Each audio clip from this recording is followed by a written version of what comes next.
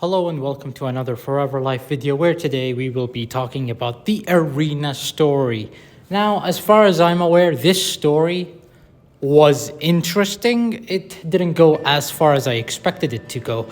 You see, when I started playing the game, I was actually paying attention to the story. I was actually paying attention to the arena.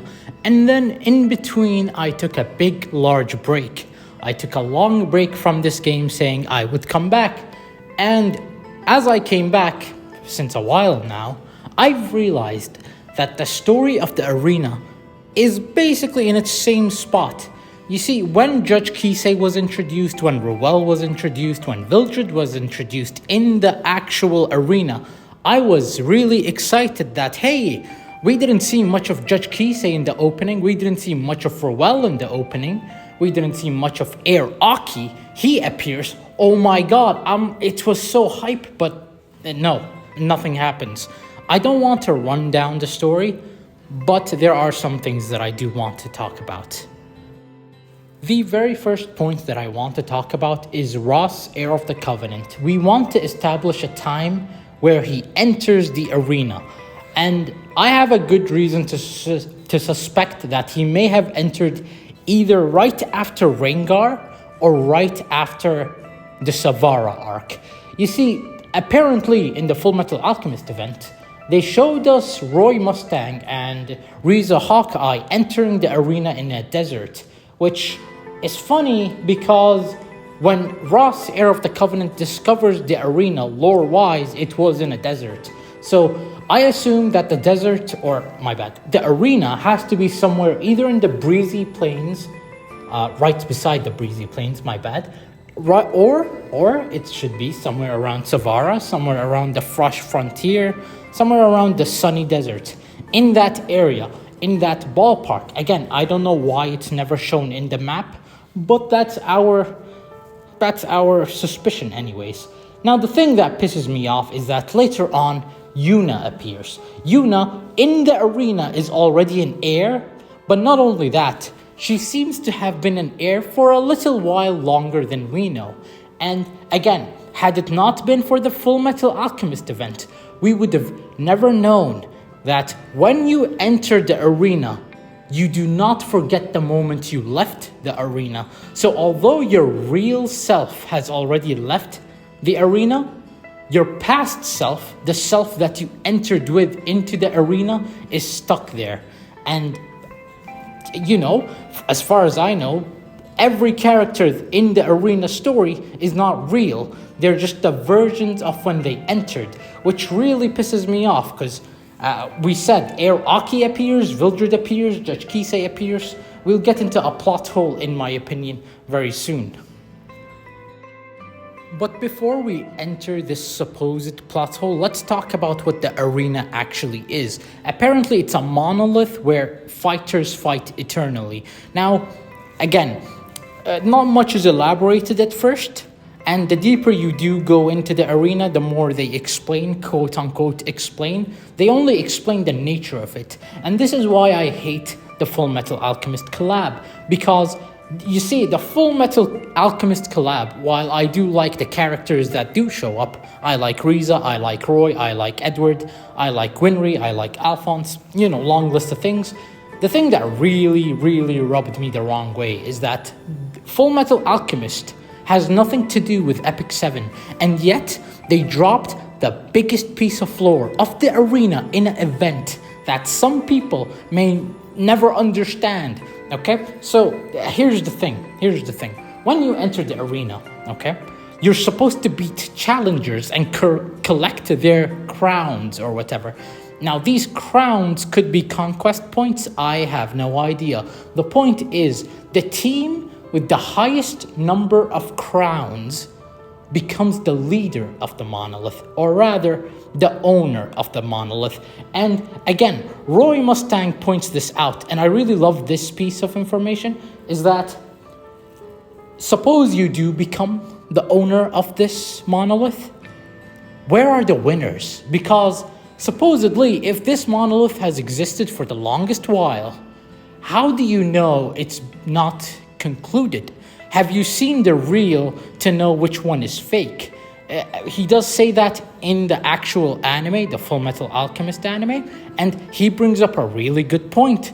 Like, if this monolith has been going on for years perpetually, okay, and supposedly there are winners, people who have collected a certain amount of crowns, how is it still ongoing? You know, like, if it's eternally ongoing, there should never be an end, and yet only when they enter the arena there seems to be an end soon? Like, that doesn't add up. Knowing this piece of information, we can go back to the plot hole that I wanted to talk about, which is Ross himself, heir of the Covenant.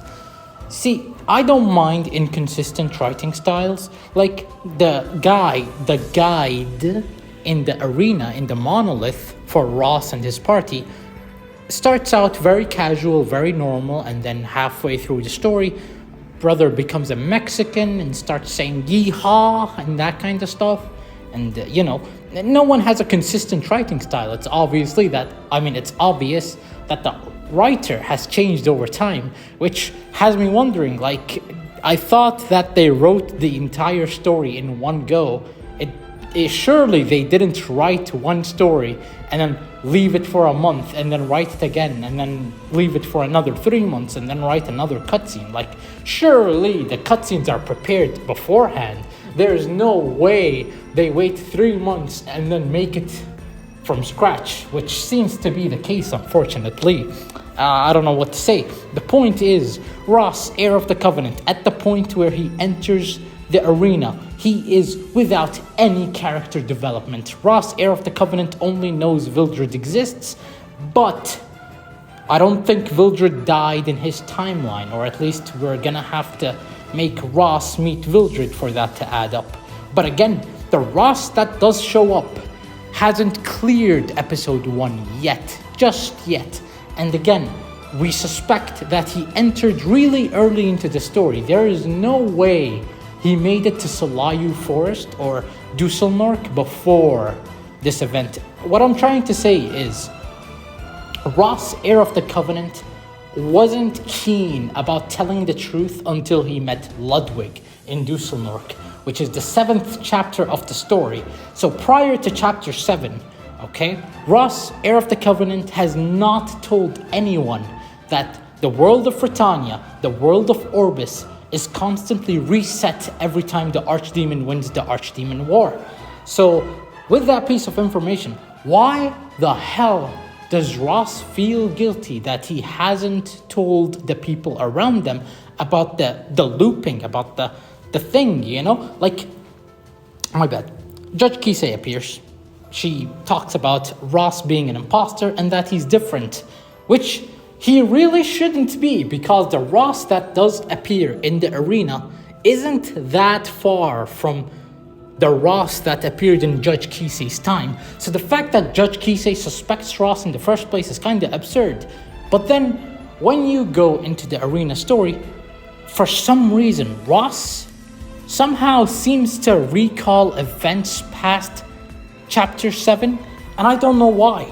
So what I'm trying to say is, Judge Kisei suspected Ross is different, suspected Ross is an imposter, when he was still prior to chapter 7. However, after the Judge Kisei shenanigan, after the Ruel shenanigan, after Harudo and Sven enter the arena story, Ross seems to somehow be post chapter 7? Like, excuse me? He seems keen to explain that, hey, yes, the goddess loops the world, I don't like that, because again, the Yuna that entered in the arena seems to be a little aged up. Okay, not aged up in the literal sense, but she seems to enter after Ross, and yet Ross somehow has feelings and emotions that are past chapter 7. You see what I'm saying? I don't like that. The very last point that I want to talk about is Adventurer Ross. You see, by the end of episode 2, there is a specialty change that you can play.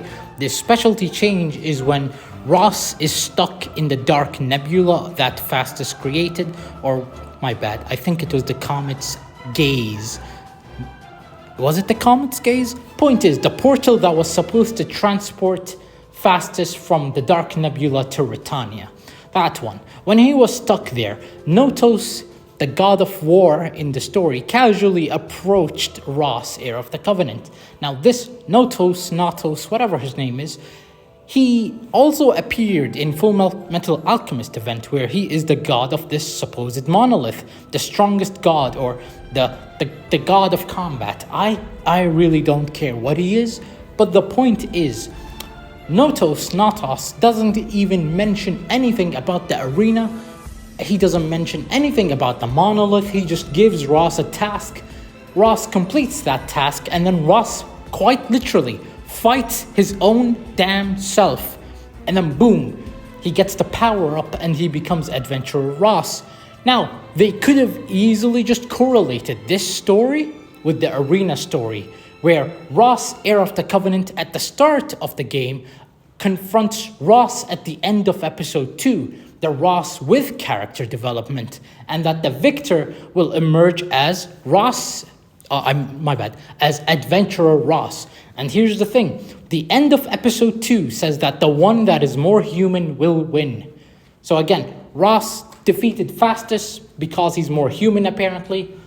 It would have made perfect sense that Ross fighting his own self, again, we're talking Ross at the start of episode 1 versus Ross at the end of episode 2. The Ross of episode 1 should be overpowered because he has the power of DJ by his side, whereas the Ross at the end of episode 2 is quite literally human, or at least mostly human. They should have just made him duel himself and, no hard feelings, but the Ross of the future one, reassuring Ross from episode 1 that, hey, the future is doing well, don't lie.